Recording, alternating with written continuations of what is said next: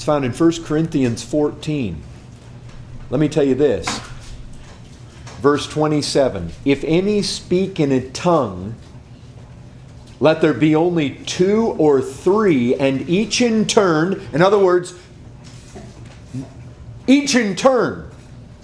You don't have a bunch of people babbling all at once. You go into a church where you got 2, 3, 4, 10 people all babbling in tongues at once. Guess what? Not a biblical church. Not scriptural. They don't have any respect for the Word of God. They're just carrying on the way they want to with no regard for the Word of God.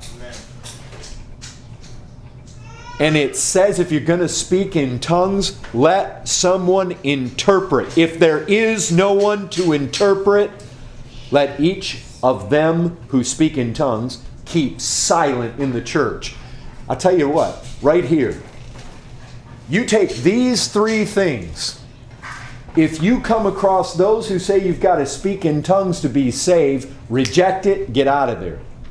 If you come across places where they're all babbling in tongues at once, they're not following the Scriptures. And if you come across people speaking in tongues and there's no interpreter, they're not doing it according to the Spirit of God.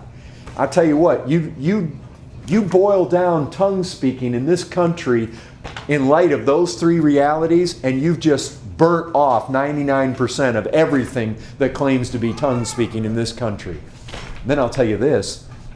The Apostle Paul said that he would rather speak, 5 words in an understandable language prophesying than 10,000 words in tongues. Why? Because he says this, the gift of tongues is for unbelievers. You know why it's for unbelievers? Because what happened in the day of Pentecost? They began speaking in tongues and people were hearing the mighty works of God in their own language. You see, when we're in churches where everybody knows the same language, we don't need the gift of tongues. So is it for today? I would say, yes, it's for today. But Paul diminishes its value inside the local church where we all know the same language to the point where we don't need it. It's not useful.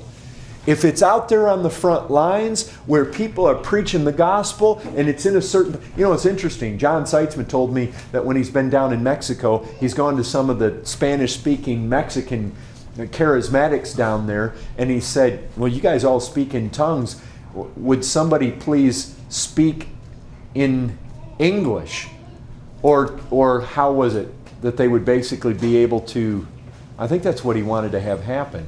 He was among people that couldn't speak English and didn't know English, and he was calling on some of them to speak English if they all had the gifts of tongue, and he said, amazing. They all had the gifts of tongues, but nobody could speak English. I mean, what a dead giveaway. Is this a God-given gift or isn't it? If it's a God-given gift, it's a supernatural deal. I'll tell you this, Paul Washer had a man by the name of Bill McLeod, and some of you, I've probably told this story before. Bill McLeod was down there at the last Heart Cry conference back in the lumberjack revival days up in Canada. They had an Indian woman come in who didn't know a lick of English, and he preached the entire... She only spoke her Indian language, native language.